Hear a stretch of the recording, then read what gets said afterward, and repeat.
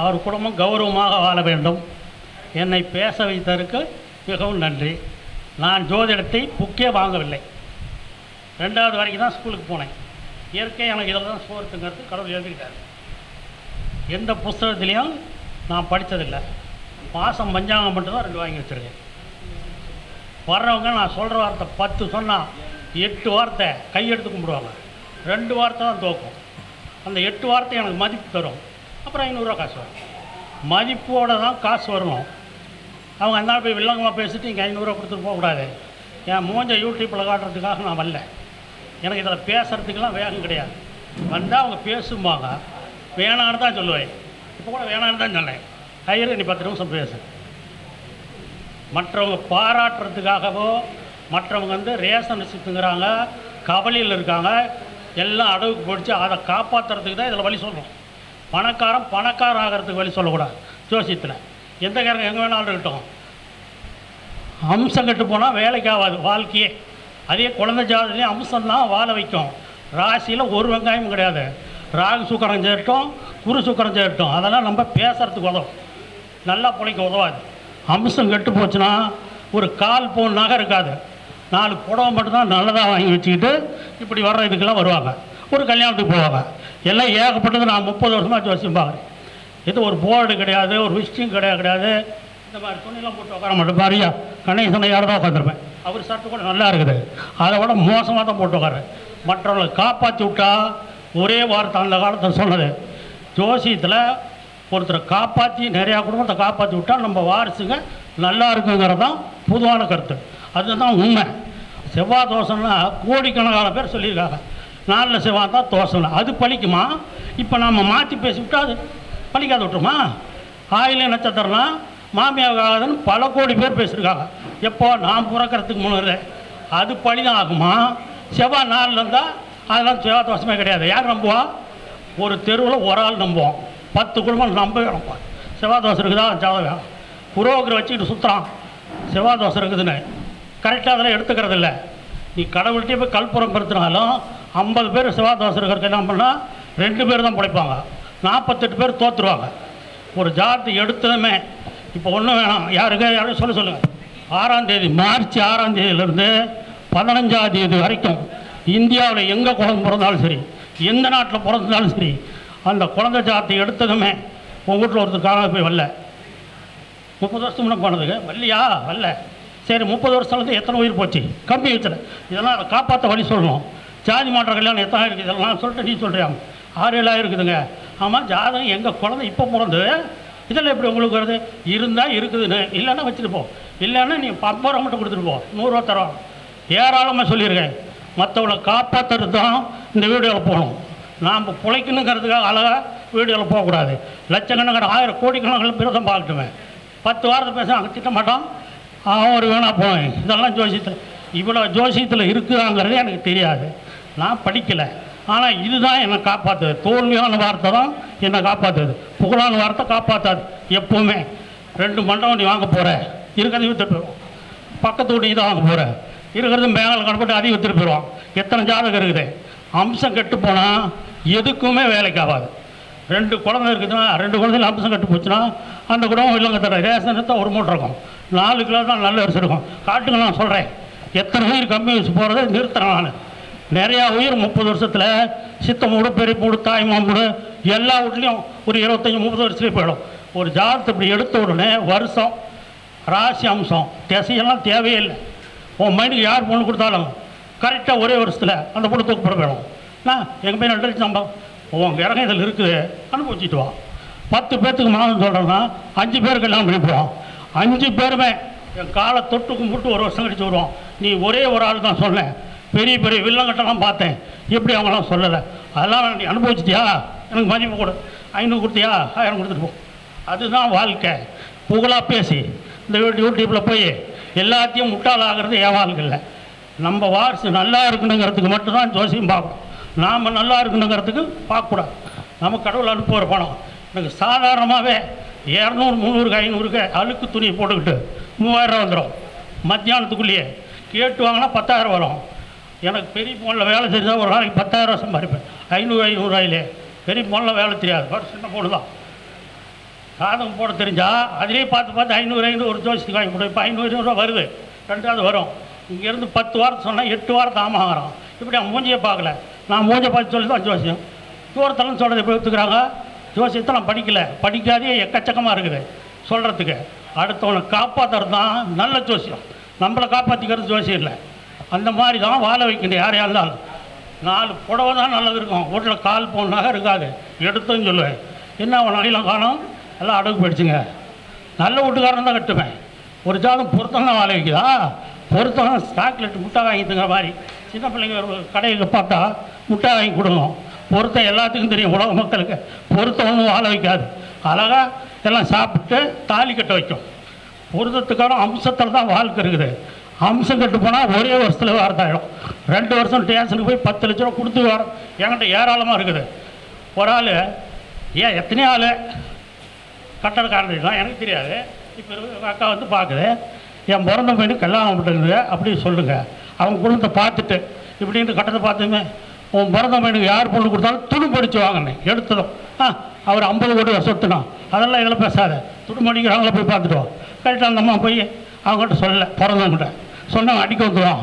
நான் பார்க்காத ஜோசியர் 50 பேர்த்த பார்த்துருக்கேன், எந்த ஜோசி சொன்னார் அப்படின்னு நான் சொல்லலைங்க. கரெக்டாக நான் சொல்லி 7 மாதத்தில் கல்யாணம் ஆச்சு. கரெக்டாக இன்றைக்கி தாலி கட்டணும், நாளை நைட்டில் அவரோட பொண்ணு போயிடுச்சு. துணி படிச்சுட்டாங்க. என் காலில் வந்து கொடுத்தாரு. எவன்கிட்டே பார்த்தங்க, நீ ஒரு ஆள் தான் சொன்னேன். 5000 ரூபா கொடுத்துட்டு உனக்கு முதல் தாரம் புது பொண்ணாக கிடைக்கிறதுக்கு நான் வாங்கி சொல்கிறேன்னு. அதெல்லாம் முடியாதுங்க, ஒரே நாளில் ஓடி போயிடுச்சு. எப்படி புது பொண்ணு? நான் சொல்கிறேங்க, என்கிட்ட 500 ரூபா 1000 ரூபா பரிகாரம் எல்லாத்துக்கும் வரும். நான் கையில் வந்து ஒரு 90 ஒரு 70 எதுவுமே தரமாட்டேன். நீங்களாம் போங்க, 4 கருப்படம் எடுத்து பூஜை பண்ணுங்க, அது வரும் கரகத்தை. 1 மாதம் பூஜை பண்ணிட்டு ஈஸ்வரன் கோயில் வெளியே வந்து பிச்சைக்காரருக்கு 50 ரூபா கொடுத்து, இதே தான் பூரா ஒரு ரங்கனாருக்கு வேஸ்ட் பூ எடுத்து வைங்க. எக்கச்சக்கமாக நடந்திருக்கு. இதுதான் எனக்கு மதிப்பு தருது, காசு தருது. புகழாக பேசுகிறதெல்லாம் தராது. அவங்களாம் அங்கே போய் திட்டிட்டு போயிடுவாங்க. என்ன இவன் எல்லாம் சொல்கிற மாதிரி தான் இவனும் சொல்கிறான், அங்கே வந்து நடக்கிறது இல்லைங்க பாருங்க. எத்தனை வீட்டில் ரேஷன் இருக்குது இங்கே இருந்துகிட்டே சொல்லுவேன். ஒரு ஜாத்தை பார்த்துமே அவன் வீட்டில் ரேஷன் தான் 3/4 மூட்டை இருக்குது, 4 கிலோ நல்ல. ஆமாண்ணா எப்படி இப்படி சொல்கிறீங்க? நாங்கள் 4 பேர் சம்பாதிக்கணும், அதெல்லாம் வட்டிக்கு போயிடும், கடனுக்கு போயிடும். அம்சத்தில் சூரியன் நின்றுடணும், நீச்சலாக போயிட்டா அவனுக்கு ஒருத்த கூட கடன் தர மாட்டான். இவன் கடன் வாங்க விரும்ப மாட்டான். போட்டு பாருங்கள், சூரியன் சந்திரனும் அம்சத்தில் நீச்சலாம் போனால் இவன் கடன் வேணும்னு 5000 கேட்டால் கூட மதித்து எவனுமே தரமாட்டான். 5000 தராத 50 லட்ச ரூபா போடுவான். அதே அம்சத்தில் ஆட்சி உச்சனா இருந்தால் கொடுக்குற பக்கமெல்லாம் கடன் வாங்கி வீடு கடைசியில் ஏலத்துக்கு வந்துடும். சனி மட்டும் அம்சல் நீச்சா போய் எல்லா கரையும் கெட்டு போட்டோம். எப்படி ஒரு வாரத்தில் முன்னுக்கு வந்து வட்டிக்கு விட்டுது, எப்படி சம்பாரிச்சிடும். போட்டு பாருங்க வரும். அந்த சனி மட்டும் அம்சத்தில் ஆட்சியாக போயிடுச்சுன்னா வேலைக்கே ஆகாது. அதே மாதிரி அம்சத்தில் நிறையா கரை கெட்டு போகக்கூடாது. நீங்கள் இதெல்லாம் போட்டு பாருங்கள். ஒரே மாதத்தில் உங்களெல்லாம் ஜோசியர் ஆக்கி விடுவாங்க. என்கிட்டலாம் நான் படிக்க தெரிஞ்சா ஒரே மாதத்துலேயே தினம் 500 ரூபா 1000 ரூபா வர ஜோசியரெல்லாம் ஆக்கி விடுவேன். இந்த மாதிரி நிறையா ஜோசியத்தில் கடல் மாதிரி எந்த கடல் இருக்குது ஜோசியத்தில் ஒரு குடும்பத்தை காப்பாற்றுறதுக்கு அதில் என்ன வழி, அவன் எந்த சூழ்நிலையில் இருக்கான், தோற்று போயிருக்கானா ஜெயிச்சிருக்கானா. 50 பேர்த்துக்கு வேலை தந்தேன்பா, 50 பேர்த்துக்கு வேலை தந்தியா கரெக்டாக நீ 2 வருஷத்தில் வேற ஆளாக போகிறேன், ஜாக்கிரதையாக இருப்பேன். ஒரே வருஷத்துலேயும் நம்ம 2 ஓட்டை விற்றுவிட்டு இந்த மாதிரி ஏராளமாக நடக்குது. அதுக்காக நம்ம இதை பெரிய ஆளாக காட்டிக்கூடாது. கடவுள் பள்ளி எடுத்துருவார். நம்ம வாரிசுக்கு நல்லா இருக்கும். 2 வருஷத்துக்கு ஒரு அந்த கிரகம் இருந்தால் மொத்த சொந்தத்தையும் கம்மி வயசில் உயிர் போயிடும். அந்த உயிர் போகிற தடுத்து என்கிட்ட வழி இருக்குது. உயிர் போகிறதில்ல நம்மளை வந்து கேட்குறாங்களே, இல்லை நான் அதுக்கு முன்னே போச்சு. இப்போ 2-3 வருஷம் ஆகிடுச்சு ஒருத்தர் இறந்து. அதுக்கப்புறம் இல்லை ஒருத்தர் கட்டளோடு படுத்துருக்காங்க 6 மாதம். ஒரே ஒரு மாலையிலேயே அவங்க விருப்பம்லாம் குறைஞ்சிடும். எல்லாத்துக்கும் வெறுப்பாகிடுச்சுன்னா 85 வயசு ஆகிடுச்சு, கொஞ்சம்லாம் வெறுப்பாக இருக்காங்க, இயற்கை போகிறதுக்கு வழி இருந்தால் சொல்லுங்கள் அப்படின்னு கேட்பாங்க. சரி, அந்த படுத்துருக்கமா யார் மேலே பாசம் காட்டும்? அந்த பொண்ணு மேலே தான் காட்டும். அந்த பொண்ணு போய் ஈஸ்வரன் கோயிலில் லிங்கத்துக்கு ஒரு மாலை போடுவேன். ஒரே மாலையில் போயிடும், இல்லைன்னா 2 மாலை, இல்லைன்னா 3, மொத்தம் 15 நாளில் எப்பேற்பட்ட கும்பாரிகமாக உள்ளே இருந்தாலும் ஒரே மாலையே போயிடும். மிச்சம் 2 மாலை 2 மாதம் கழிச்சு கோயிலில் போட்டுருவாங்க. காலை தொட்டு போடும். அதுதான் நம்மளை வாழ வைக்கும். இவங்க கொடுக்குற காசெல்லாம் வாழ வைக்காது. அதெல்லாம் பார்த்து சலிச்சு போச்சு. மற்றவங்க நம்மளை வந்து புகழாக பேசணும், அவங்க வாழணும். இதுவும் ஜோசியம் தான் நம்பணும். கடவுளுக்கு அடுத்தபடியாக ஜோசியம் தான் மற்றவங்களை காப்பாற்றும். எத்தனையோ பேர்த்த கடவுள் திரும்பி பார்க்குறது அந்த கிரகம் தான். அப்படி கண்ணி கொடுங்க, தண்ணி இருக்கா? ஒரு கிரகம் இருந்தால் எந்த கோயிலுக்கு போய் கல்பனை பார்த்தாலும் தெய்வம் உங்களை திரும்பி பார்க்காது.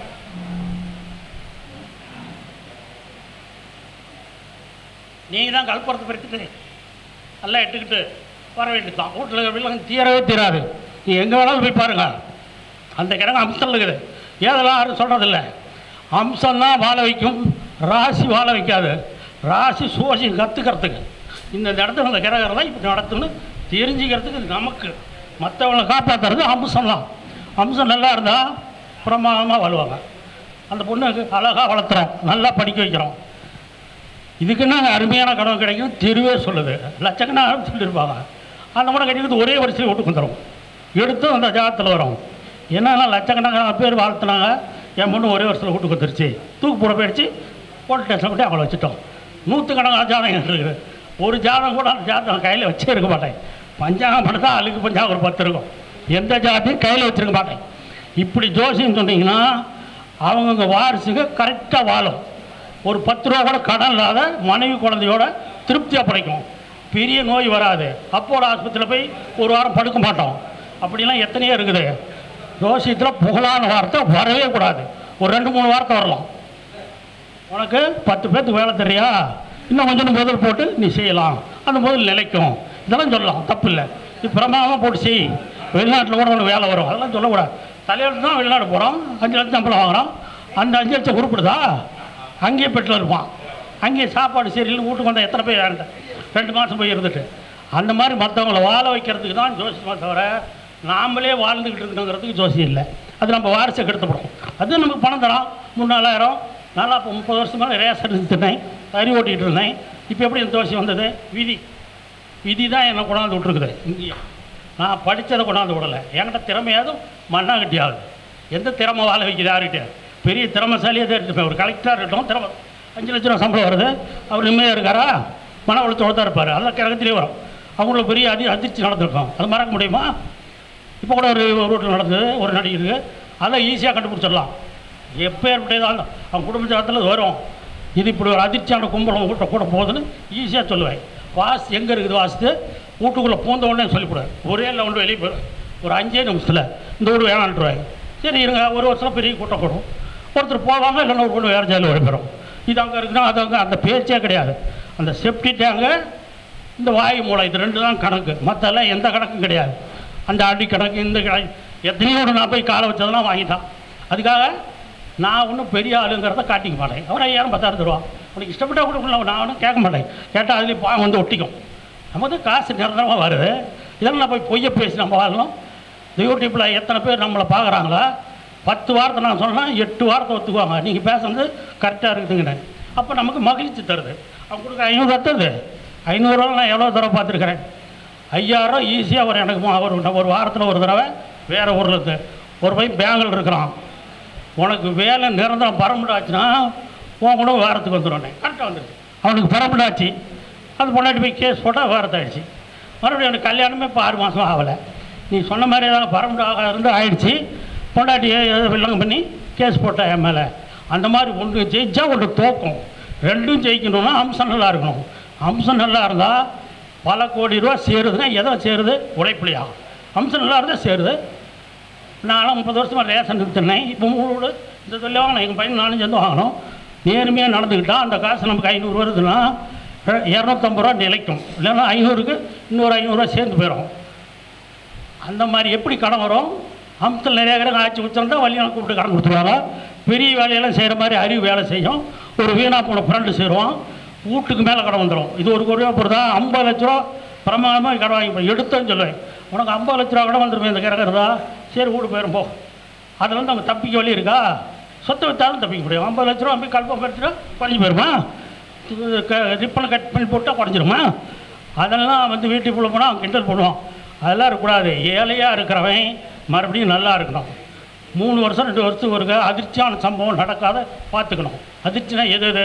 சொத்து போகிறது, உயிர் கம்பி வச்சுட்டு போகிறது, கௌரவம் போகிறது. இது 3க்கு தான் இந்த தொழில். அவன் பெரிய கோடீஸ்வரன் ஆகிறதுக்கு இந்த தொழில் இல்லை. அவனுக்கு அது அம்சம் நல்லா இருந்தால் கோடீஸ்வரன் ஆகும். அதே மறுபடியும் கடைசி மட்டும் நிலைக்குமா அப்படிங்கிறது பார்த்து சொல்லணும். ஒரு ஜாதகம் தான் செய்யுதா? ஏன் ஒரு ஜாதகம் தான் வாழ வைக்குதா? மனைவி குழந்தை இதெல்லாம் கலந்து தான் அதில் வரும். ஒரே ஜாதத்தில் வாழ்கிறேங்கிறது நம்பாதீங்க. எந்த ஜாதகமும் 5ஆம் வீட்லேயே 5 குழந்தைன்னே இருக்கட்டுமே, எல்லாம் வந்துடுவேன். குழந்தை திரும்பி எத்தனை பேர் எடுத்து ஒரு குழந்தை உண்மை இல்லைன்னு ஒத்துக்கிறாங்களே. ஒத்துக்கும் போது தான் நமக்கு மதிப்பு. அவன் 500 ரூபா கொடுக்குற தகுதி தருது. குலதெய்வம் உண்மையில் ஒருத்தர் காணா போய் வரல 30 வருஷத்துக்குள்ளே எத்தனை உயிர் போய் வருஷத்தில் இதே தான் பொழுதுக்குள்ளே 10 ஜாதகம் வருதுன்னு 5 வரும்.